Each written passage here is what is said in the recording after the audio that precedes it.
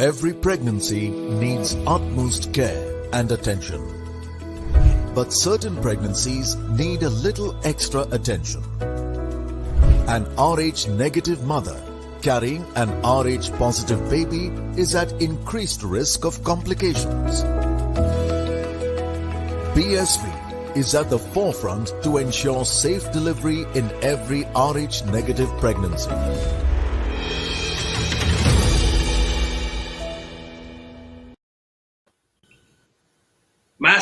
Massive win for India. They beat West Indies by 155 runs. West Indies get all out in for 162 in the 41st over. But not before we saw that Deandra Totten show. The first 12 overs, it was 100 for no loss. Imagine what West Indies would have been feeling. The entire island would have been feeling, oh, okay, we are going to win this easy. Is the 40th over enough for us to win? I think so. The thought process was was all around that. Then that big break happened, wherein Deandra Totten had some back issues. The physio came. When the physio went back and the match resumed, the first wicket falls and it's Deandra Totten. And from there, for 100 for no loss, we're all here to see 162 all down. That's a massive turnaround. I'll start with the positives for West Indies today, and probably there is only one, which is the Deandra Totten show. Brittany, I'll start with you because you've played a lot with Deandra. The time she was there on the crease, it all looked like, okay, West Indies is going to win this very easily. They've come with the right intent.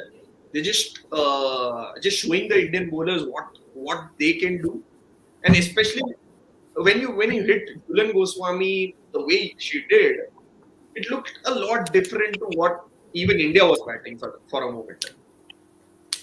West Indies came into bat knowing that for them to really need to go at India hard from the start, and that's exactly what Dutton and Matthews did. We saw that Dutton was carrying an injury, so it would have been difficult for her later on in her innings that come on your back. How important it is for her to bat, but it continues to show that she's in really good form, and she could still be that aggressive Deandra Dutton we know of. And probably if her back was in better shape, probably the game would have swing West Indies way. I want to ask about Deandra. See, we've seen this. I think 2019 was the time she bowled with an injury, with an injured shoulder in the domestic competition. Got ruled out. Had a constructed shoulder. Came back. Didn't bowl a lot after that. But in the last 10 ODIs, she's not really bowled before the World Cup. But since that last over that she bowled against New Zealand in the opener, after that, she's been bowling a lot. Do you feel that makes sense? Because West Indies need Deandra Totten, the batter, more right now. Because she's bowling more, she's basically putting extra pressure on her shoulder, on her back. And that's probably what we've seen today. Had she not bowled, because any which ways West Indies was getting hit for anything that we saw today, and every bowler was getting hit for that matter. Imagine you would have seen Deandra Totten not bowled, but could have batted another 10 overs, and we could have been talking about, say, West Indies win probably, or a loss which is probably of a lesser margin. Brittany, to you, I want to really understand this thought process. I remember in one of our previews, that question was thrown to Danny in terms of Morrison kept batting higher up the order, and she mentioned that they are very mindful of where she bat because she is one of their main bowlers, and they will always like her to at least bowl 10 overs. So it's hard for her to bowl 10 overs and then look to go and bat 4 because it's a lot to strain. It's always good to have the option of Deandra Dutton, but I only think that the fact that she's haven't spent as much time bowling, that you should only rely on her when it's needed. Like, take example, New Zealand game.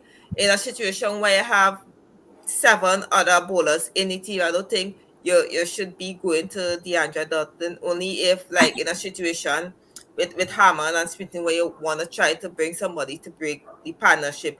But the amount of overship bowling, I don't know if probably take a little strain on her, or if it's a previous injury that she picked up in probably training that's acting up now. That's acting up now. And Sonia, do you want to add something about, say, Deandra Dottin or the entire West Indies lineup? Because after Deandra Dottin got out, it just it was a pile of cards. It just crumbled down. Stefani does not look like in form. Healy did her bit, but of course couldn't do a lot after Deandra got out. And the rest of the batting lineup does not look very promising, honestly. That I, middle w- order I looks, Yeah, I yeah, would that like to add to the bowling part a bit. Today I instead of Dottin bowling those few more overs, I would have liked to see Henry coming back in that second spell.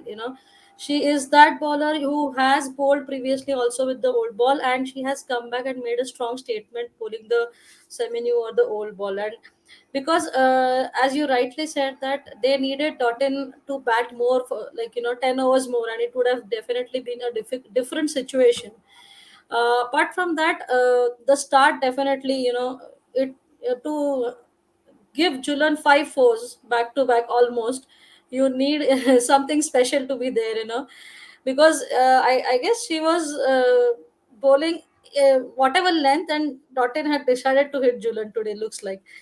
So apart from, it happened with the Indian team as well. You need that middle over partnerships when you have a great start like this. So today, with exactly what happened with the Indian team, they had a very good start, and the way Smriti and Harman gave them that required part, much needed and required partnership in the middle. I think someone should have done that for the West Indies. Maybe Stephanie Taylor, or maybe Healy should have continued a bit more. we Not always being talk about, aggressive. Sorry. we always talk about Matthews, Taylor, Dottin. I really want to see more emphasis on Campbell, Nation. I know they did well again in the last Yeah. game, but even for that matter, the lower order batters did not show a lot of promise. It all looked like one sided. Nobody had that intent that, oh, okay, we want to at least give a try. That even that try was being missed, because after Dottin got out, I read a tweet: Dottin gone, dots in. Clearly it looked like a lot of dot balls were in.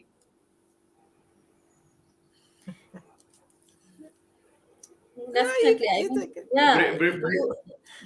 Brittany, Sorry, it's just the smoke, or do you really feel that that actually happened today? Yeah, I totally agree with Sonia. After Dutton got dismissed, I thought that probably Matthew should have picked up that aggressive role. Meaning the fact that you're already 12 overs in. We know the skipper Stefani haven't scored, or in not in form as she used to want to. So she would have needed some time to come in. And last game the middle order did step up and contribute, Nation and Campbell. But probably how we approach the innings after Dutton out was probably where we fall short. We fall short. Let's come down to that scorecard that happened in the West Indies innings.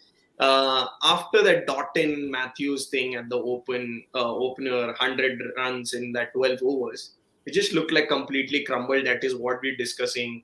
Neither any of the batters in the middle order, the lower middle order, the bowlers, nobody looked there that yes, we really want to win this particular game. Nobody looked like in that form. But let's come down to that bowling scorecard of India. Um, they can keep it there. Julian Goswami, 6 overs, 1 for 43. Still looks better than 3 overs, none for 35 when Dottin was hitting. Meghna bowled really well. But the star of the show has to be Sneha Rana. This is probably one of the 3 success stories that I'm going to talk about today. First is Sneha Rana. We all saw And I'll for the viewers, I'll just tell.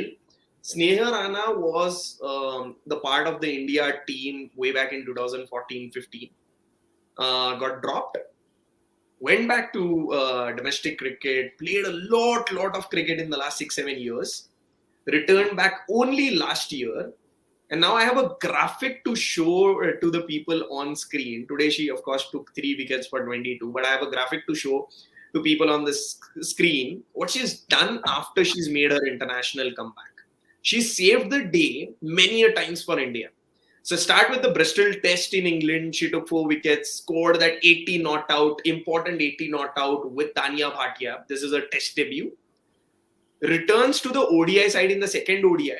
The third ODI she scores 24 of 22 and picks up 1 for 31 to help India win in Worcester.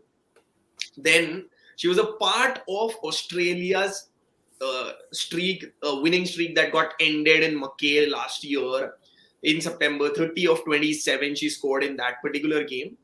Makes her World Cup debut against Pakistan, scores important 53 not out. That's the time when Vastrakar and Sneha Rana did all that they did. And today again, she was that vital factor to stop Dottin and Matthews. Basically, everyone from Julian to Deepti Sharma to everyone was getting smacked. And it was Sneha Rana who once again, this is the fifth time in the last less than 12 months, 10 months, that she saved India, and she's probably put her foot up, but she still does not find her name in a confirmed first playing 11. I want to ask 3 questions rather here. The first one is, how important is domestic cricket here? Because this girl has probably made it to the Indian side only on the back of domestic performances, in any country for that matter. The second pointer, is she India's best off-spinning all-rounder today, for whatever we have seen the performances in the last 12 months? And what more does she need to do to make herself the first choice candidate that, yes, I am going to be your number 6, number 7. I'm going to be your off-spinning all-rounder. I'm going to save you more games. I'm going to win you more games. I'll come to Sonia first because you played a lot of domestic cricket. You played against her. I want to really understand from that psyche. Yeah, see, domestic cricket definitely is important, and moreover, when just to add to that information, Sneha Rana has been leading the Indian Railways side, which is one of the strongest side, and that makes her, get that most experience, from that leading that Indian Railways domestic side. When Mithali and the other players who are on the international, who were on the international duty, she was the one who led Indian Railways, and she was pretty good in that. Performing herself and getting the team to win many matches in the season. So that really must have helped her analyze her game as well. And with that, the experience of leading such a dominant side in the domestic circuit, it really gives you the much needed confidence to come back into the Indian side. So number 2, I feel that she is one of the best all-rounders, definitely, because she has the knack of bowling consistently, bowling one line in length, with which was exactly what she did today. Even though when the other bowlers were getting hit, she was not experimenting much, and she just hit the line and length the most consistently, I will say. So this is definitely, and I think now she is, she should be sure that her name will be there in the playing 11 after such kind of performances, that 50 against Pakistan, those bowling. So I think so. I, She should I be am not. confident. I'm not going to allow you to be a diplomatic here. I'm going to ask you straight thing. Who are your top 3 in ranking all-rounders for India, spin all-rounders? Because pace Okay. all-rounder, you only have a Pooja Vastrakar, so I'm not going to push her case here. I'm going to ask spin all-rounders, top 3 in India today. Rank them for me. Those who are playing right now, right? You can have anyone from the domestic circuit as well. I don't mind. See, Dipti Sharma definitely is in the list for sure. I Number one feel Dipti Sharma, yeah, Dipti is Sharma will be number 1, because I'll tell you, because the way she has adjusted herself, she's been told to bat at number 5. She's told to open the innings sometimes. She's told to open at bat at number 3. So You need to be very strong in your basics if you have to, if you're going to get shuffled so many times in your batting order. And apart from that, she's been bowling the new ball in the T20. She's bowling the one day side new ball. So I think for me, she's number one all rounder for in the side. Then comes definitely Sneer, and I will say it's not that she's not in the list, but she's being, unfortunately, she was not consistently in the playing 11. That's the reason she is number two. But I'm sure she will be in the playing 11 henceforth, because she has given that confidence to the uh, team management, definitely, that she is the one you can go for when you need wickets, especially. So I think that these two are definitely my spinning, and I would like to see Poonam Yadav playing. I don't know how she'll be getting into that playing 11, but definitely, because looking at these kind of wickets, I know I have to give the third all rounder. Yeah. But it's going to be very difficult to push in Poonam Yadav's case in the current Exactly. team, because who do you Exactly. drop? Who do you drop? Exactly. It's That's going to be very that's my difficult. that's my point, that it is going to be very difficult to get, but somehow I feel that Poonam Yadav will be very effective on these kind of pitches. The way these spinners are extracting the turn and the bounce, I think Poonam Yadav will be one good prospect to see. Or I don't know how she will be playing in that 11.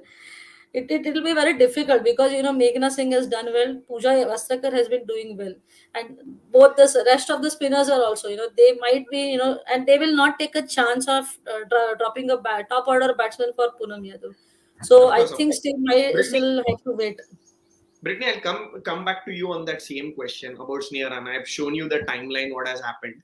I really want to understand from your perspective, one, about domestic cricket.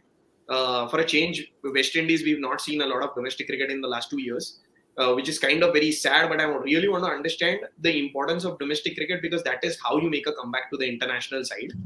Sneha Rana has done that, and it's very few people who actually are able to do that. I actually have one more question, but that's going to be after this particular set, about the all-rounder thing. Is she your number one all-rounder? Does Sharma still pip Rana? If you only have a one all-rounder spot today, who do you give it to? Do you give it to Sharma? Do you give it to Rana? First on the domestic cricket in the West Indies. Um, a lot of people think that it's West Indies and it's a big team, but we are small little islands. It's very hard to bring most of these players. At to see when we go to camp. Sometimes we spend 6 or 7 months out of the year away from our family, because we have to fly to Antigua and spend about a month camp, and then come home for about 2 weeks, and then head back and forth. So when you see the West Indies team out there playing, is a West Indies team that's been dedicating a lot of time and effort away from their family, and it's even more difficult, the fact that with COVID, you're isolated to a lot of stuff. Domestic cricket in the West Indies, well, we thought that after the T20 World Cup, that we won in 2016, things would have improved, but it happened. Where we have a regional tournament, which is countries versus countries, Jamaica, Barbados, Guyana, so forth. A country only play about 5 games. Once no rain fall, approximately 5 games. So you play 5 games, you're named to champion or wherever the case is, and then that's it. That's domestic only once a year that happen. You see in how long in all other countries that their domestic season is. Yeah, outside of the West Indies regional tournament, individual countries have competition, but it don't be as competitive, because obviously all the West Indies players are split up in different Yeah, countries. So in Trinidad you have about 5 players, Barbados you have 7, Jamaica you have 4, and so forth. So the competition in the domestic individual countries are not as strong as we want it to be. A lot of right, people come to Trinidad to play domestic games because we have a really great setup here. Deandra, Nation, even Stefani just come and play here. But it needs a lot more improvement going forward.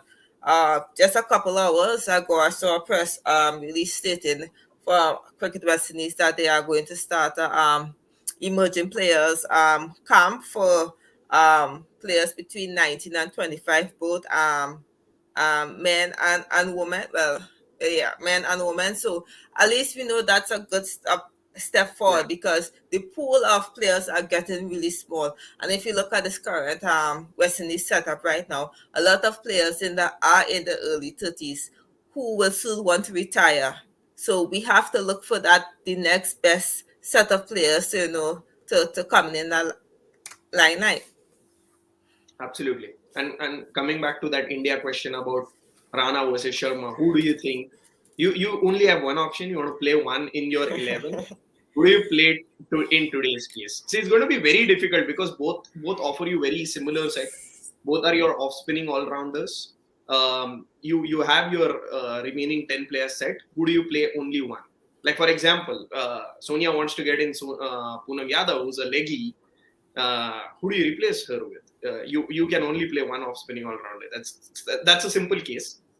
Yeah, I would go with Rana, because Sonia said early on, if you look at her bowling, yes, the wickets there, but if you look at probably her pitch match, it's very consistent. If you look how she bowled to Matthews,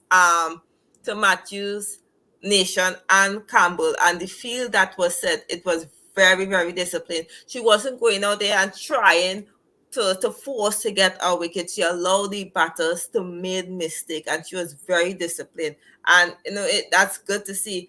I know Dipti, now she's the all-rounder that will bat higher up the order, but if Sonia wants Yadav to come in, then Dipti have to come out, and Rana will just go.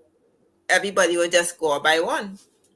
everybody will just go by one. Maybe that's the time also we see Harmanpreet Kaur at number 4. I have another question. This is for the users. It's going to take a bit of time if I start asking you this question. We've done a video with all our experts about who should be India's next captain. And I've got a few suggestions. A few want to stick with Harmanpreet Kaur. A few say me Smriti Mandhana. A few say me Deepti Sharma. Lots say me Deepti Sharma actually. But I have another person in mind, which is Sneha Rana. Sneha Rana captains the Railways, has led Railways to multiple titles in the last few years. She's only 27, so she has decent amount of career left. By what the two experts say me, she's going to make her name in the first 11. Do you feel, for the viewers, do you feel Sneha Rana could be India's next captain after the ODI World Cup when Mithali Raj retires? But coming to Mithali Raj, very important. We have another graphic, but this is like Mithali Raj, the kind of consistency that Mithali Raj has shown over the years. She's been captaining India since 2005. From 2005 to 2022, the first time Mithali Raj plays a World Cup is 2000. The next World Cup she captains. And today, this is her 6th World Cup. She's still captaining the country. This lady never gets old, and does not. And maybe my choice of words might not be right, but is only getting more and more consistent. This is the 24th match at the World Cup that Mithali Raj has captained. Now she is into again. If we see the graphic, today she becomes the most capped captain at the World Cup 24, 23 for Belinda Clark and others down the line. The legend of Mithali Raj just grows and grows and grows. She's taken India to 2 finals, the 2005 World Cup, which was her first, and 2017, which was the latest. She wants to, of course, finish off on a high. And she's also if we consider men and women's cricket both, she's still at the top. 24 for Mithali, 23 for Mohammad Azharuddin, 17 for MS Dhoni. I'll ask to Sonia first. You've known Mithali for over years. What keeps this consistency going? It's mad. It's madness, because when you play for 22 years for your country, and at no point you are not consistent. At the same time, you're leading your country means you're double the pressure. And Ricky Ponting once said it's the most difficult job to captain an Indian national cricket team because you have a lot of pressure, expectations. 130 crore people are watching you, and still you're so consistent on the field. Yes, absolutely. This is a very prestigious thing, and comes with it the most important thing, that is responsibility. And as you say, consistency, it's like, why Ricky Ponting must have said that, because we all know that how consistent Mithali Raj has been with her runs, and still gets criticized for not scoring those runs even if she misses out on one match. So this is something, maybe she's now used to hear such things. But yeah, definitely, playing for 22 long years, getting those runs day in and day out in the domestic circuit as well as in the international circuit. So I think, scoring, the hunger for to score runs, for the country is what makes her consistent over there. And it's been like 20 years I've known her from the under 19 days. She is, the same Captain Cool from then to till date. I have rarely seen her getting angry on the field. I don't remember also, but I've really hardly I've seen her. Not, I don't remember, but yeah, this is the thing. This is, I think, the the strong, how she's strong mentally is what counts when consistency comes into picture.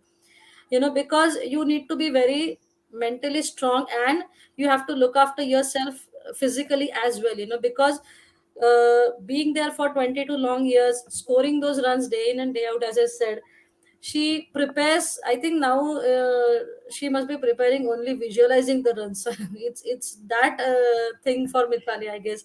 But yeah, definitely her work ethics, the way she prepares for a game is completely, you feel like, just watching her. And the youngsters may learn only by watching her, the way she prepares for a game, even The in a way she domestic. prepares for her game. You mentioned a few important pointers that she's still the same. You need to be very mentally right if you want to be at that position. She's physically that right as well. She's 39, yet she does not look like 39. And at the same time, if you see, she has a very poker face. She'll not smile. She'll not give you those reactions on the field. But everything is going on in her mind. That is what we all observe. I want to really tell Brittany one more thing, that the time she is not playing internationals, and if there is a domestic match going on, she'll be the first one to fly and play for the Railways the next day she gets a chance. It's not like she wants to go. There are a lot of players I know will go and rest, will take some break. But if there is a Railways match going on, she'll definitely go and play for her state, for her domestic side, and that also does not stop. I am sure the time she comes back from the World Cup and there is a senior women's T20 competition, she'll go and play for the Railways, probably even captain the side. Brittany, I want to ask you about Mithali Raj, the captain, because it's like batting is one thing, and then captaining and batting is something else. Because you have to be active 50 overs when you bat and 50 overs when your bowlers are bowling. Because you have to be continuously that active. And to be that active for about 15-20 years takes a different kind of a mental toughness. I want to really ask you, understand how much, because for an athlete, how difficult it gets. It's very difficult. If you look at Montali's stats, I believe she played over 230 plus ODIs around so, and Yeah, she probably captain about 220 around so.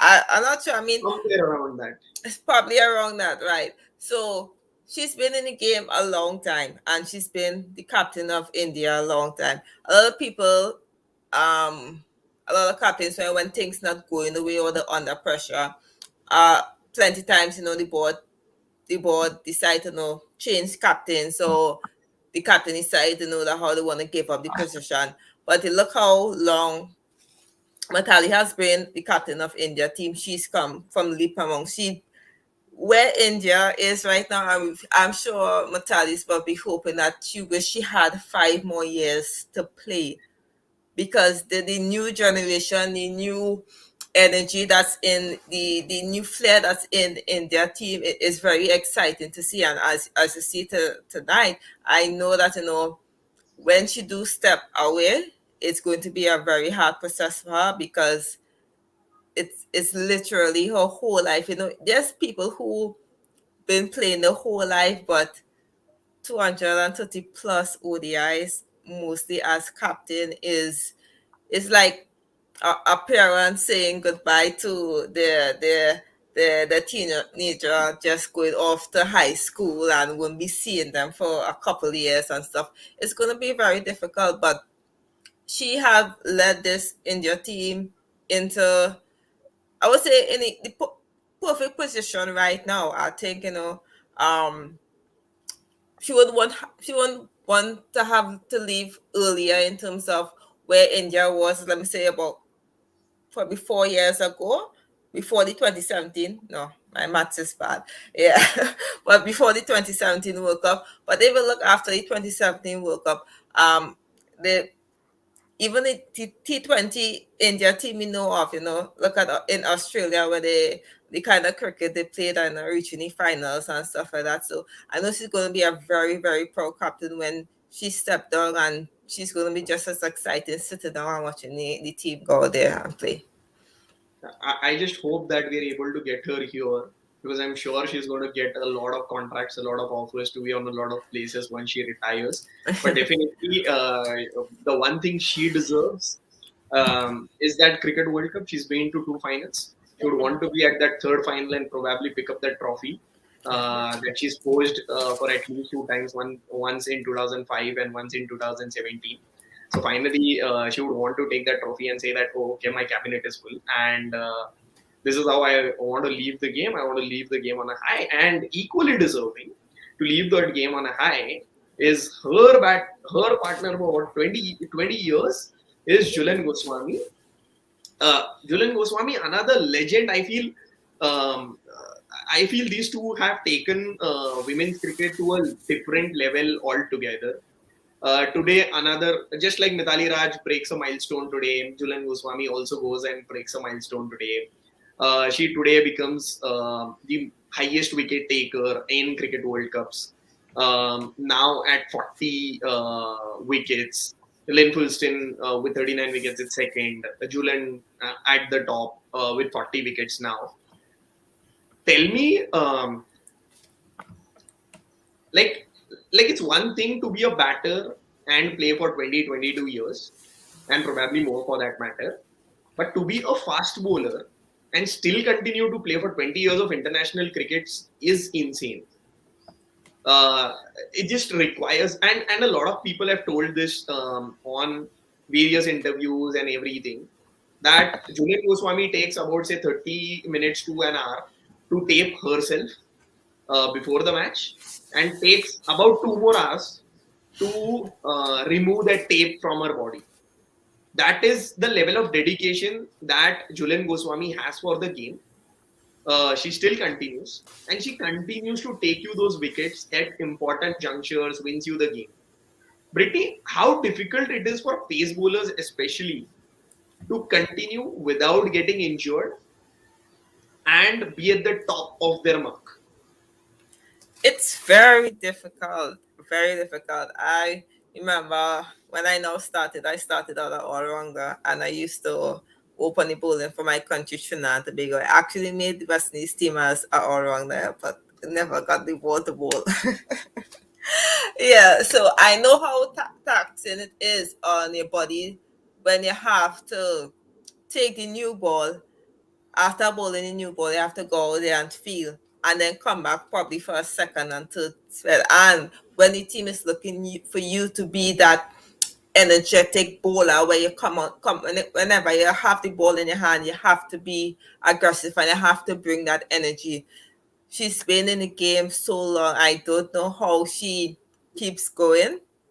I know it's very, very tasking on her body. And I guess along the years, she had to make some adjustments on things she do, on the way she carry her body and the way she train, probably her diet and stuff like that, because it's very tasking. Because if you look, there's a lot of fast bowler bowlers that have picked up career injury, um, career ending injuries. And and Goswami is blessed that she have never been in such a situation. I think the thing that keeps her going is because that goal and that dream that she said that she want to achieve is it that what keeps her going. And as same thing with Matali, this would be the perfect sending off for them to win a World Cup. To win a World Cup is a perfect send off. Sonia, coming to you, what do you want to tell about Julian Goswami? She's a legend. We all know that. Deserves to have every silverware in her name. Uh, may not have the greatest of performance today, but we saw another record broken, 40 wickets, most wickets in Cricket World Cups now. What do you want to say about Julian Goswami?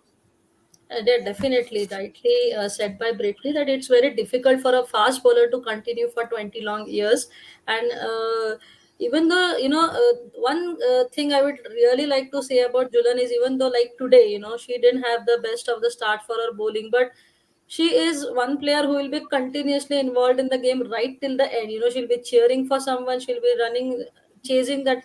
Even though she had someone in the last few overs remaining today, they had a deep square leg, but Julian was the one who went from slip to that fine leg position, chasing that ball. So she is like, just because she's got that number of wickets or bowled those overs all those years she's been bowling, she will not be the one who will be standing in quiet place and cheering. She'll be there 100% involved in the game, telling someone, guiding someone. So that's the best part of Julian. Her performance does not affect the rest of the match, I will say. She is in the, it's, maybe it's like she's now aware that what is happening with her, how she is going to bowl, or so that doesn't make any difference to her, even if she has one bad day at the crease, I mean at the. Difference, of course, she does not make a lot of difference Definitely. when she's doing anything bad, because she is Julian Goswami. A lot of Exactly. players, a lot of junior players say to me that she's probably the one, when they are making their debuts, the first hand on the shoulder which they get is Julian Goswami. That's the Yeah. aura that she has. An Yeah. even better person, a human being. Julian Goswami, most wickets at the Cricket World Cups now. Let's close the show. Let's close the show on a lighter note. The man of the player of the match award was being awarded to Smriti Mandhana for her performance today. Smriti goes there, and the first question, and she just says that ICC need to make a slight adjustment to the player of the match. Sometimes it cannot be only one person. It has to be two people, and she calls Harmanpreet Kaur, shares the award. Another spirit of cricket moment. But but do you guys feel this makes a lot of sense, because it was not exactly that one person winning you today. It was a combination of those two people. Those both the hundreds were equally important. It's just because, oh, okay, the other person was probably 19 runs short of the first person, that you just award the trophy to the first. Brittany, you can go first on this. Oh, if you look at the franchise cricket around the world, they have more than one, I guess, player. They match. They have an impact bowler, they have impact batter, they have most sixes and stuff. So probably they could adjust it to do and said most impact pack bowler and the most impact batter, and we'll get to that, because sometimes uh both teams, both innings have a batter that does well, and then the next innings you have a bowler that does well, and sometimes it's hard to adjust because sometimes the player that get player the match wasn't the most impactful player. That how it does be. So probably two players of the match, and if it comes down that only one person was impactful in that game, then you just give out one. You just give that game to any number of people who basically perform well. You give them impact players, you give them player of the match, you give them something. Basically, have more sponsors, create more categories, give more awards. That's going to improve the situation of the game. One important update that we have from the Stefani Taylor press conference is that the Deandra Doughton is all fine. It was just a precautionary thing that happened, but she's all fine. There's nothing about her fitness that's going to be a problematic case for West Indies. We do hope that Deandra Doughton is all fine and plays that next game. But today, it was all an India show. If you can have the summary graphics on the screen, it was 300 and to just put a recap to everything that happened. It was 317 for 8 that India scored. Century runs by both Smriti Mandhana and Harmanpreet Kaur. Anisa Mohammed, I won't speak about the bowling lineup of West Indies because they were thrashed all apart. West Indies got all out for 168 for 10, but if you see that graphic 62 and 43 for Doughton and Matthews, the the openers did really well. It was 100 for no loss in 12. 268 for 10 in 40.3 overs. Sneha Rana, the star of the bowling innings for India, 3 for 22, as well as Meghna Singh, 2 for 27. Those middle overs between 10 and 26 did change a lot of things for India. Yes, India has won the game by 155 runs. They were at the 5th position in the points table. They moved from there to the top of the points table again. With, of course, Australia, New Zealand, South Africa, West Indies, all of them with 4 points. But India's net run rate is now 1.333. Basically, 2 huge wins against Pakistan and now the West Indies. 1 loss against the New Zealand is going to hurt them. For the next games, of course, West Indies have a big one coming up against Australia. That's going to be very difficult. In case the West Indies are able to trump Australia just like they did against England and New Zealand, they have a huge chance of making that semi-finals. For today, this is us at the post show of The Outside View by Red Sports and Women's Cricket Zone. Thank you, Sonia. Thank you, Brittany, for being with us. Thank you to all the viewers. Do tune in tomorrow. It's the Trans-Tasman rivalry between Australia and New Zealand, a huge game. Favorites Australia, but host New Zealand have trumped Australia in that warm-up game by a huge margin. So can Sophie Devine and co beat Australia tomorrow will be the one to watch out for. Do join us for the pre-show tomorrow.